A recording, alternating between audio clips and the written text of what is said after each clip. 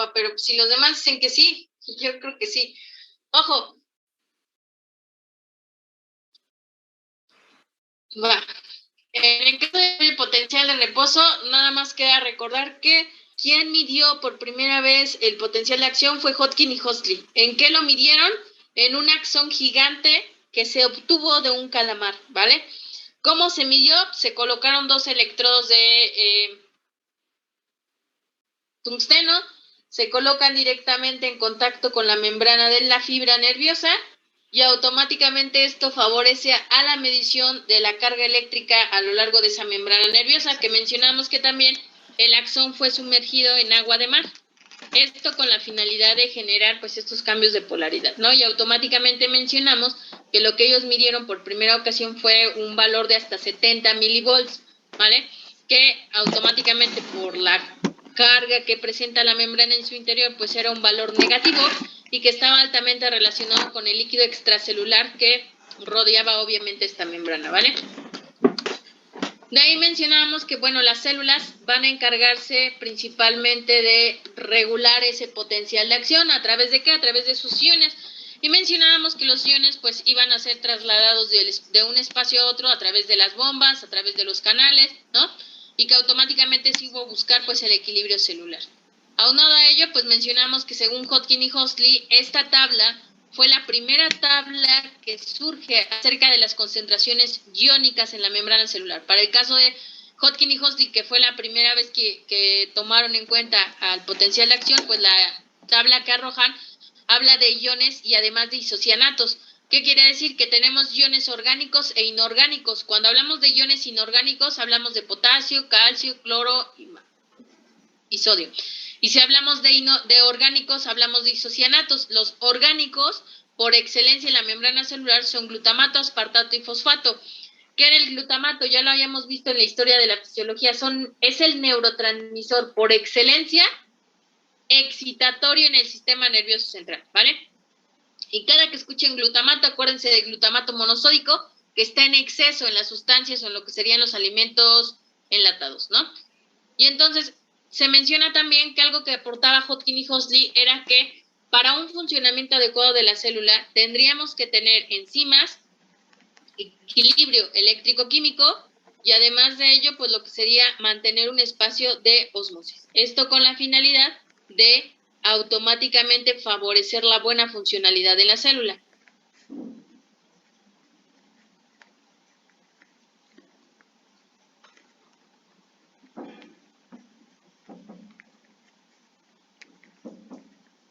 ¿Podemos avanzar?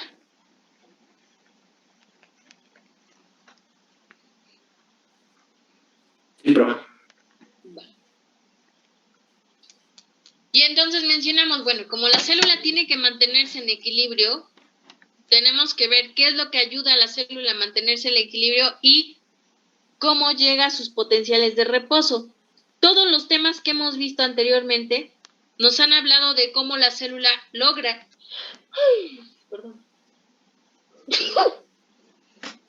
el intercambio iónico a lo largo de ella, ¿no? A través de transportadores, a través de bombas, a través de canales, a través del efecto Donald. Y te dice, todo esto con la finalidad de que la célula logre lo que conocemos como potencial de reposo. ¿Por qué? Cuando la célula está en equilibrio se dice que la célula está reposando, ya está tranquila, ¿no? Pero como tiene iones en su interior y en su exterior, gracias digo, como tiene iones en su interior y en su exterior, automáticamente la célula está cargada, tiene polaridad, aunque esté neutra, tiene carga. Ejemplo, el hecho de que ustedes estén aquí sentados y que algunos no anotan y que solo están viendo, pues el hecho de que estén ahí quiere decir que su cuerpo está funcional, ¿no? Aunque no haga nada, tienes vida. Si nosotros habláramos de la célula en estadio neutro, es como está ahorita Nayeli aquí, ¿no? Mirándonos, tranquila, está fija, no se mueve, pareciera que no está, pero sí está. Pero si yo le pidiera a Nayeli que fuera por una silla y regresara, tendría que hacer una contracción de sus músculos, ¿no? Tendría que hacer un esfuerzo. Eso sería una membrana con potencial de acción. ¿Por qué? Porque está activando su tejido, porque está realizando una actividad. Entonces, para que la célula esté en un estadio de reposo, para que nosotros estemos vivos como tal, pues la célula tiene que mantener sus concentraciones idóneas. y a eso se le conoce como potencial de reposo, a esa carga parcial que tiene la membrana.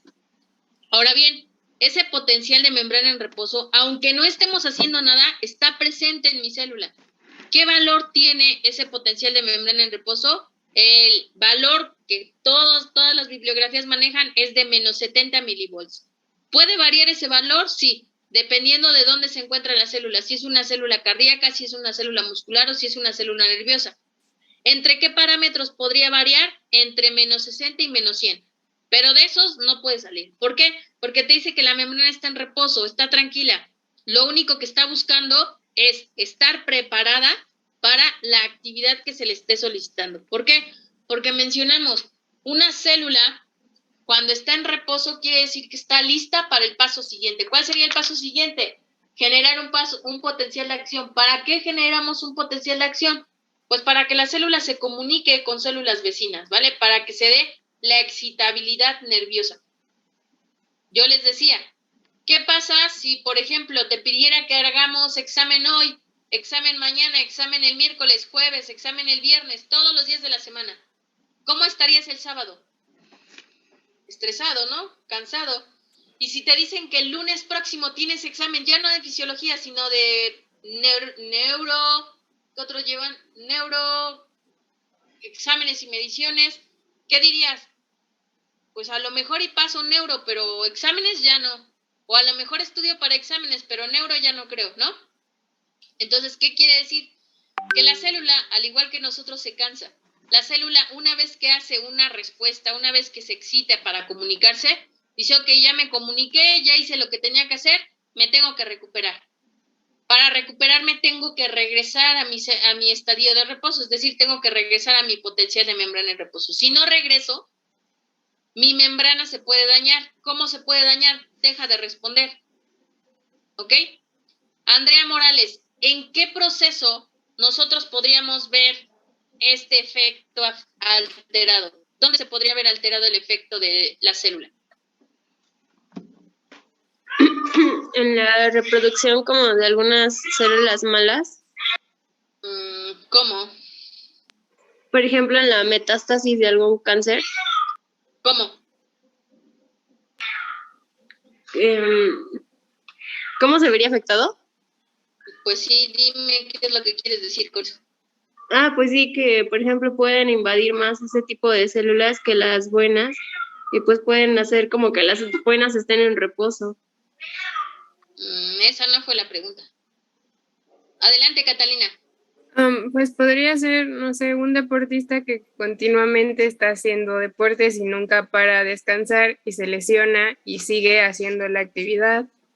De repente, pues sus fibras musculares van a terminar en una ruptura total. Digo, considerando que tuviera una lesión a nivel muscular. Entonces, pues ya luego ya no va a poder hacer nada porque ya rompió esas fibras. Exacto. Si nosotros estamos sobreestimulando al tejido, va a haber un momento en el que el tejido deje de responder, ¿vale? Y automáticamente esto puede generar una ruptura o un daño directo en la célula. Si habláramos de la célula muscular, pues una ruptura. Si habláramos, por ejemplo, del corazón, como mencionaba la compañera, si es un paciente que se está ejercitando sin descanso, pues está la muerte súbita, que es la que les da a los deportistas de fútbol, ¿no? Que mencionamos que la muerte súbita va corriendo y de repente, pum, suelo. Y ya, un paro cardíaco en pleno juego, ¿no? ¿Cuál otro sería? En el caso eso sería si fuera cardiomiocito, ya vimos si fuera célula muscular, y si fuera célula nerviosa, ¿cómo se vería? Lo que les acabo de decir, que estudien para exámenes toda la semana y que todavía la siguiente semana quieras estudiar, ya no, te bloqueas. Automáticamente vas a decir, aunque quiera estudiar, ya no me va a entrar nada. ¿Por qué? Porque no he tenido ese periodo de reposo o de recuperación, ¿no? Y entonces mencionamos, ¿qué me puede generar o qué me puede ayudar a mantener ese potencial de equilibrio? El gradiente de concentración y la permeabilidad. Ya hemos visto a lo largo de los temas pasados que la permeabilidad es importante para que estén fluyendo los iones de un espacio a otro, o bien el gradiente de concentración. Si yo no tengo un gradiente de concentración en célula, no hay nada que se va a mover, ¿vale? Y automáticamente estas dos características de la célula van a permitir que la célula pase a un estadio de excitabilidad nerviosa. Otoniel, cuando nosotros hablamos de excitabilidad nerviosa, ¿a qué nos referimos por excitabilidad nerviosa? Me parece que es el intercambio que hay entre el músculo y el cerebro. La cantidad de estrés que tiene el músculo recibe. Perdón, profesor, es que tengo rueda. Espero que sí entienda. No entendí nada, pero cuando hablamos de excitabilidad nerviosa, hablamos de que existe como tal una activación de la célula, ¿vale? Y esa activación de la célula mencionábamos que se va a dar por un estímulo que nosotros estemos aplicando, ¿no? Automáticamente la célula tiene que activarse. ¿Cómo se va a activar? Pues automáticamente con un estímulo que estemos aplicando del exterior, ¿vale? Y en el caso de... Disculpe, profesora, perdón. ¿Y esto va a tener como va a manifestar lo que es el potencial de acción? Sí, cuando la neurona habla de excitabilidad, quiere decir que se está comunicando. ¿Cómo se comunica? A través de enviar potenciales de acción a otras células cercanas. Ok, gracias. De nada. Ahora, ese origen de potencial de membrana en reposo, ¿de qué va a depender? Siempre del gradiente de concentración. Si yo no tengo esa concentración iónica en la membrana, no estaríamos hablando de ese intercambio, porque no habría nada que intercambiar, ¿vale? Entonces, es importante que cuando nosotros tengamos estos gradientes de concentración, pues la membrana va a poder ser permeable para mover los iones de un espacio a otro y llegar a su equilibrio. Si yo tengo una membrana en reposo, pues la membrana está lista para toda actividad. Y entonces te dice, gracias a un osciloscopio, pues nosotros podemos medir o censar el potencial de membrana en reposo, y recordemos que el potencial de membrana en reposo o el equilibrio se obtiene gracias a la bomba de potasio y a los canales. Si yo no tuviera estas estructuras, pues no se regularía nada, ¿no? Hablando de los potenciales de difusión y de equilibrio, ¿qué quiere decir? ¿Qué fuerza o qué cantidad de fuerza yo requiero para que un ion se esté difundiendo, se esté moviendo de un espacio a otro, o bien para que mantenga yo el equilibrio dentro de la célula?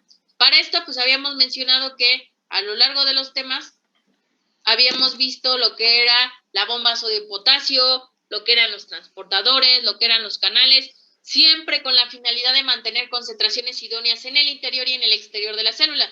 Y esto pues variando desde menos 65 a menos 90 milivolts, ¿no? Y va a depender siempre de la cantidad de sustancia que tengamos en el interior o en el exterior de la misma, ¿vale?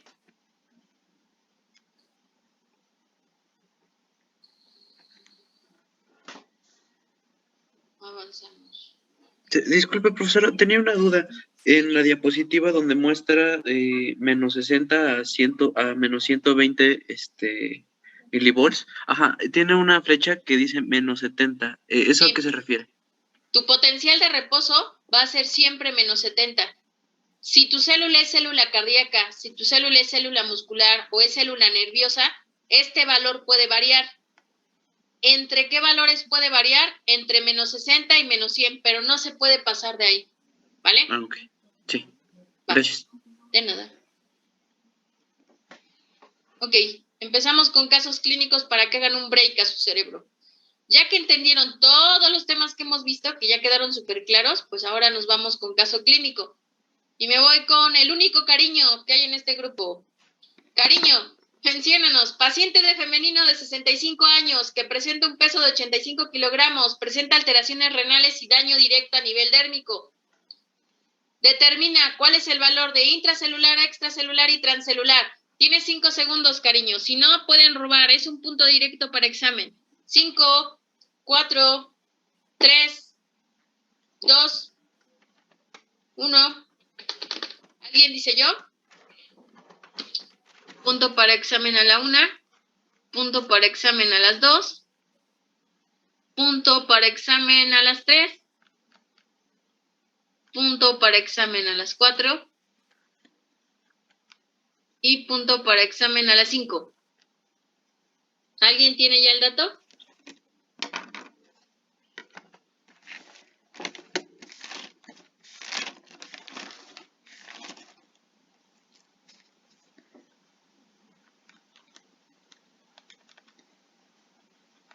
Rápido, chicos, el otro grupo a los 3 segundos. ¿Nadie?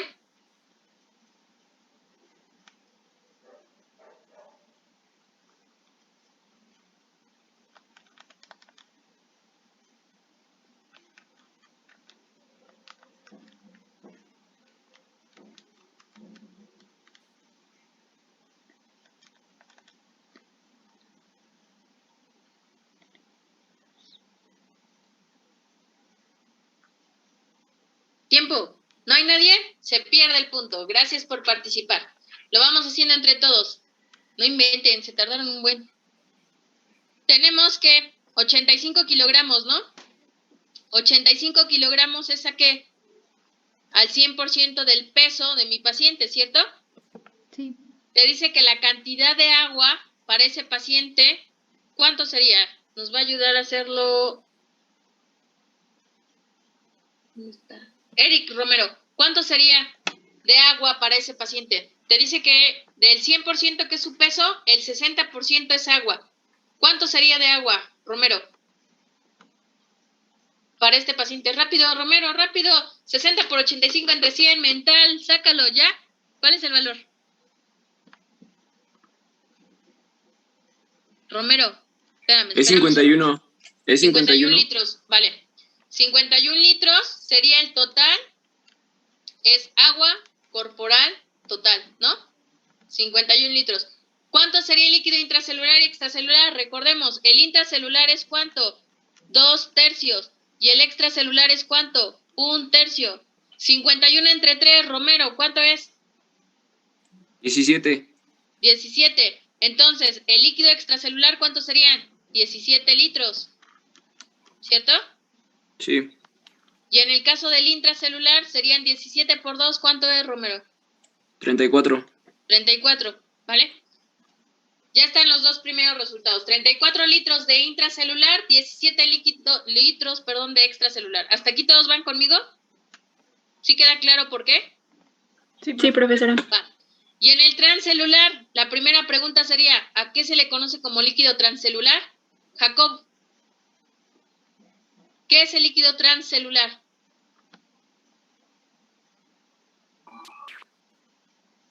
El que estaba fuera de la célula, ¿no? Ese es el extracelular, ¿no? ¿No sería lo mismo que el sinovial? Ajá. ¿Y el sinovial es lo mismo que qué? Ay, no recuerdo el nombre. Acuérdate, búscalo en tus notas. Rápido, te esperamos. Tenemos toda una hora, no te preocupes. Búscalo, rápido, rápido. Recuerden que nunca se les va a preguntar algo que no se les haya dado en clase. Y eso ya lo di en clase más de una vez. Así que, órale, dime. Te estamos esperando, Jacob.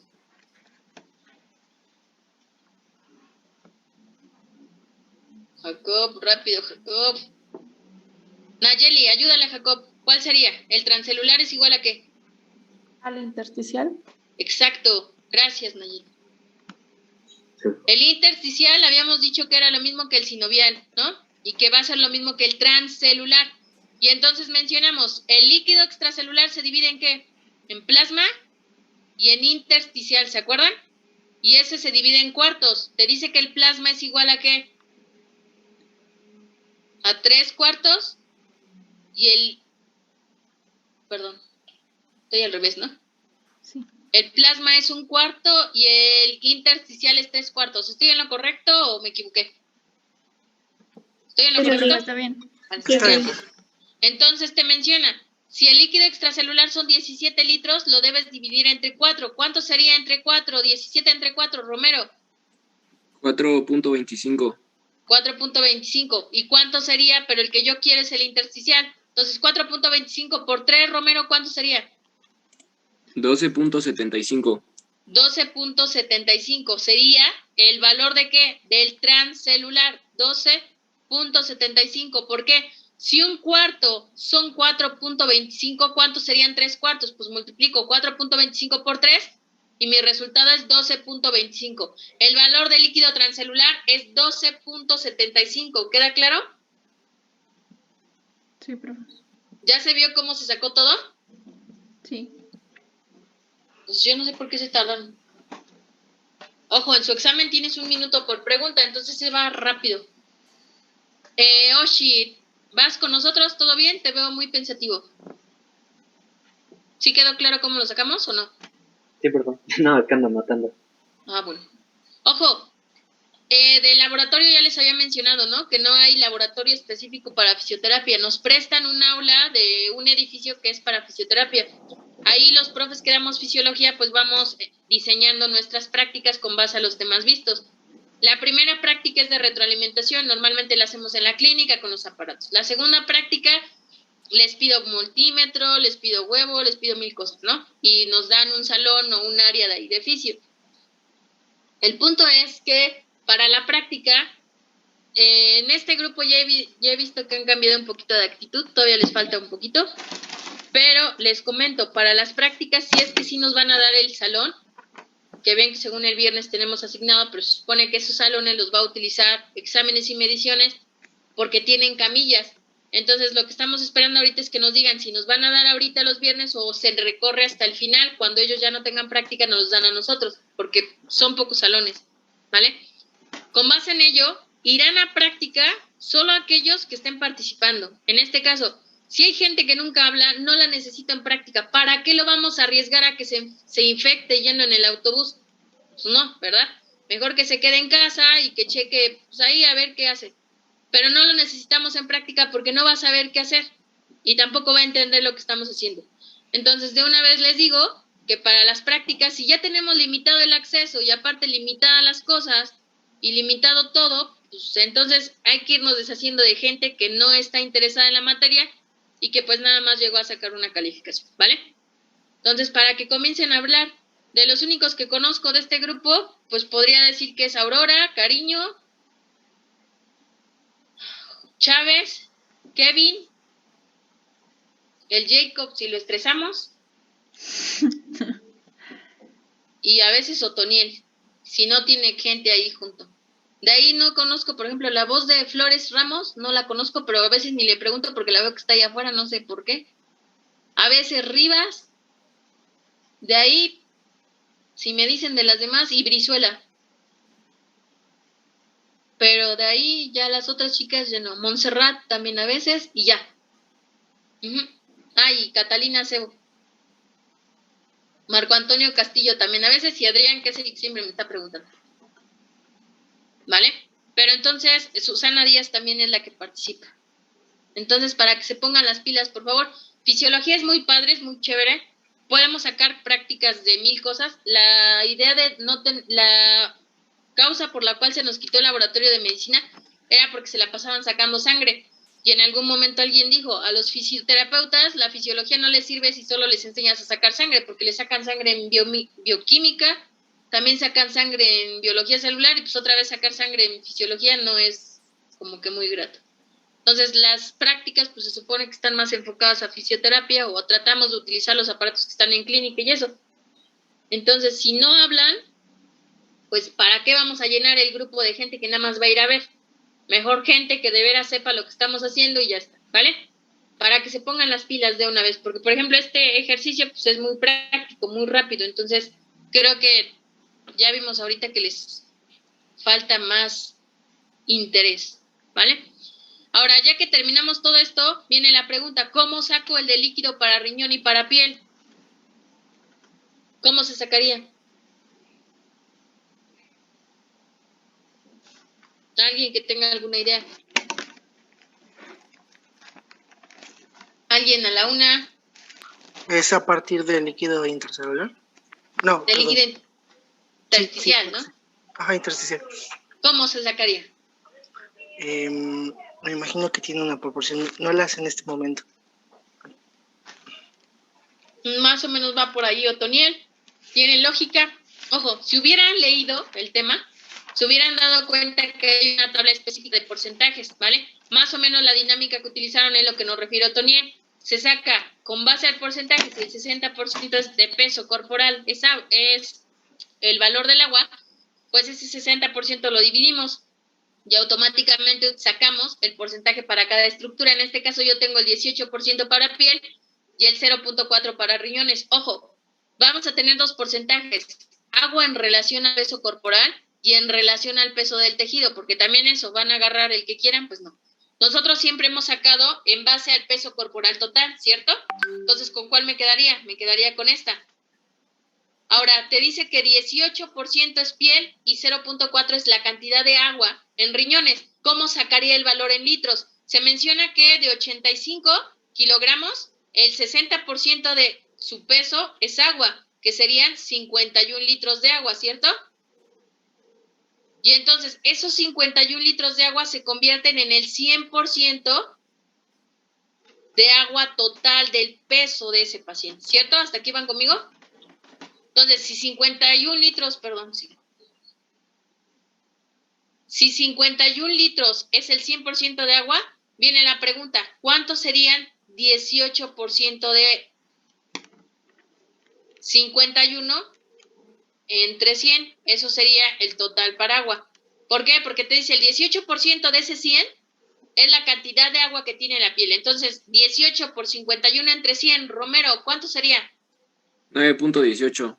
9.18 para el agua. Y te dice 0.4 para el riñón, pues otra vez quito el 18 y me quedo con 0.4 por 51 entre 100. Romero, 0.204. ¿5 qué? No, 0.204. Ah, 0.2. ¿Vale? ¿Sí queda claro? Entonces, esta tabla ya está establecida con esos 40 que me faltan y automáticamente a tu derecha, si estás de frente, pues te dice, tienes una columna en la cual ya te define litros específicos de agua solo para un paciente de 70 kilogramos. Esta tabla, tómale captura, la vas a utilizar para tu examen.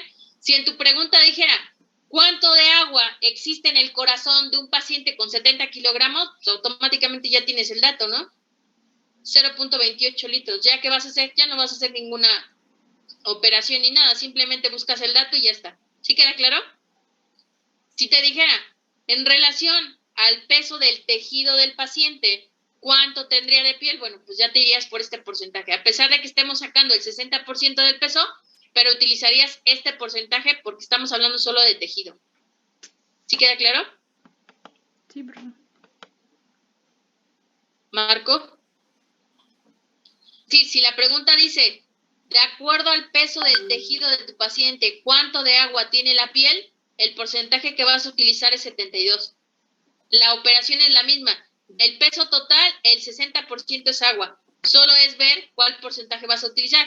Si te dice con base al peso del tejido, si te dice con base a todo el peso corporal, ¿vale?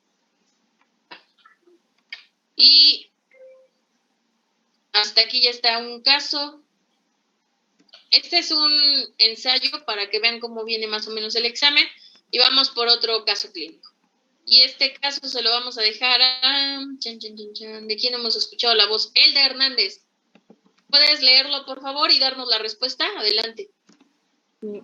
Dice, Verónica, de 48 años, con obesidad grado 2, fumadora de 40 cigarrillos diarios, con antecedentes de hipertensión arterial no tratada y disnea de esfuerzo. Consulta a fisioterapia por edema en ambos niveles superiores.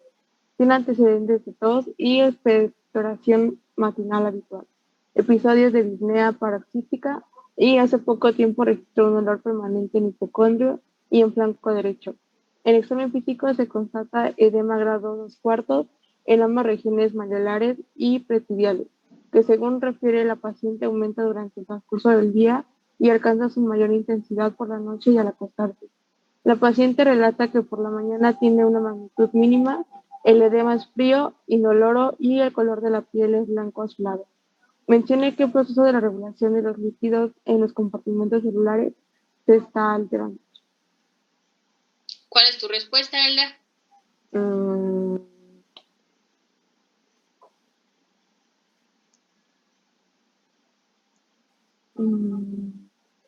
De los temas que hemos visto, ¿cuál es el que estaría alterado? El líquido extracelular. Lee bien la pregunta. Menciona qué proceso de la regulación de los líquidos en los compartimentos celulares se está alterando, no qué líquido se está alterando.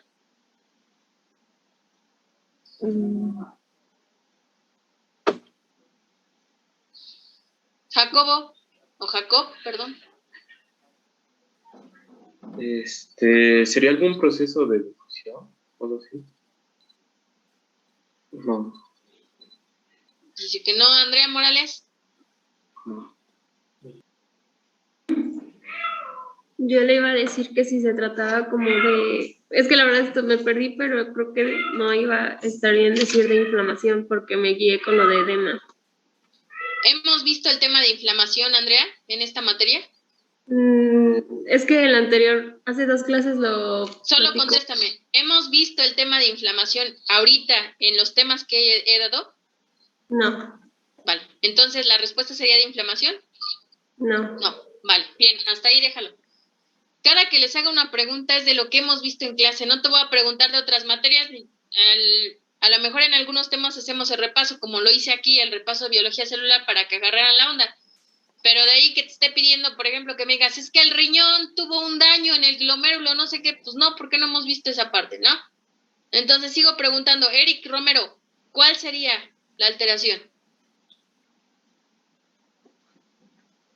¿No? ¿Pasas? No, Rivas, no. ¿cuál sería la alteración? ¿Pasas?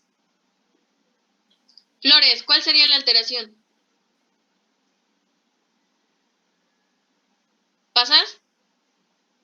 Pomposo, ¿pasas? Yo iba a decir que podría ser en el sistema endocrino e inmunológico porque hace algunas clases habíamos visto que esos 2 sistemas reciben agua. Sí, pero ojo, procesos de regulación de los líquidos en los compartimientos celulares. ¿El sistema endocrino y el sistema inmunológico regulan compartimientos celulares?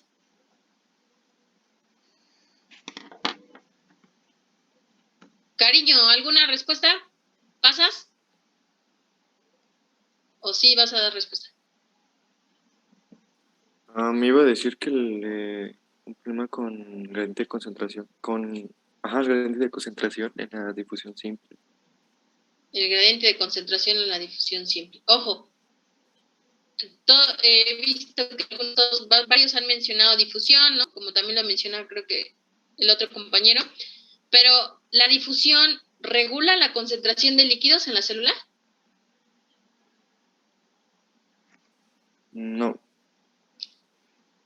¿La ósmosis regula la concentración de líquidos? Sí. ¿Quién sabe, por favor? Sí, no, iba a decir que sí. ¿La ósmosis sí Ajá. o no? Bueno, según por lo que he entendido, sí. Por lo que has entendido, sí. Vale. Brizuela, que no te hemos escuchado en varios días. A ver, Brizuela, dinos, ilústranos. Pues yo iba a decir que era la ósmosis porque como tiene un edema, pues el líquido no está pasando de menor soluto a mayor soluto. ¿Ok?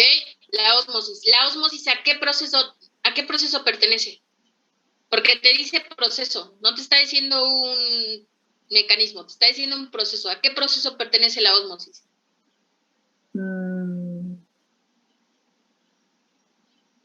Sácalo, Brizuela, sácalo, yo sé que lo sabes. ¿A los ¿En dónde se da la transportes? ósmosis? No, la ósmosis, ¿dónde se da, Nayeli?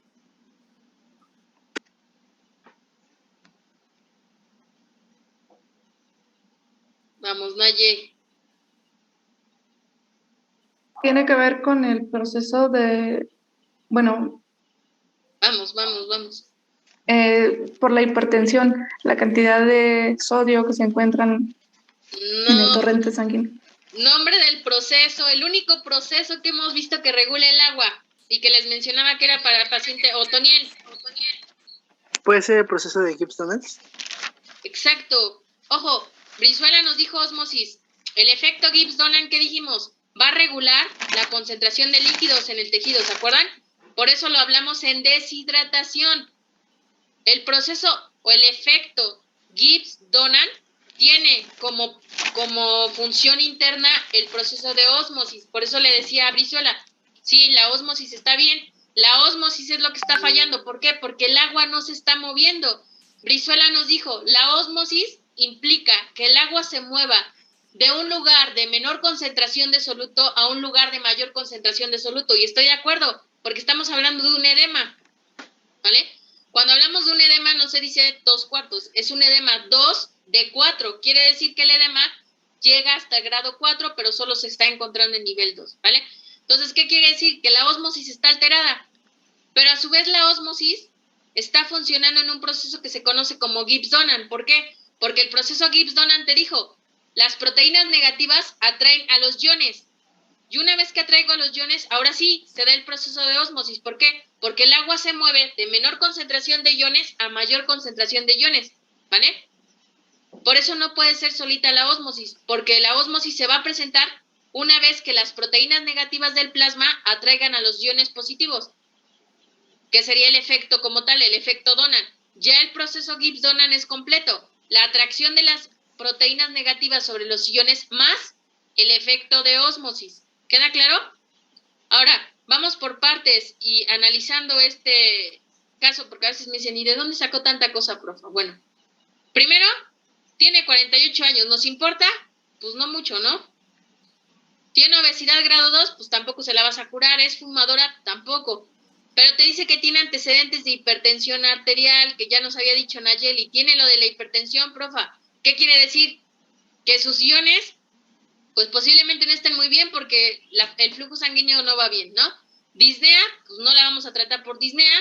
Va al fisioterapeuta por edema. ¿Qué quiere decir que hay edema? Que hay una alta concentración iónica en una zona que está generando una acumulación de líquido y que ese líquido lo tengo que disipar, ¿vale? Si ese líquido no se está moviendo de un espacio a otro, el único proceso que ayuda a regular el líquido en el tejido es el proceso Gibbs-Donan.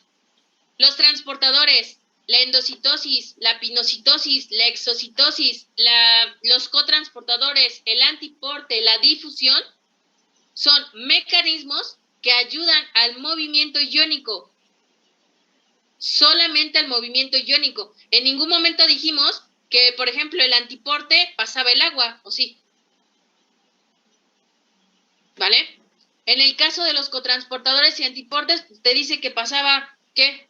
Moléculas. Me decían la difusión mueve el agua, estoy de acuerdo, pero aquí te está hablando de un edema. ¿Un edema es pura agua? También tiene mezcla iónica, ¿no? Y es un proceso más complejo. Por eso nos quedamos única y exclusivamente con la ósmosis. Lo de disnea paroxística, pues suena raro, pero tampoco lo vas a ver tú. Lo de hipocondrio, pues ya llevaste anatomía, pero tampoco se lo vas a ver.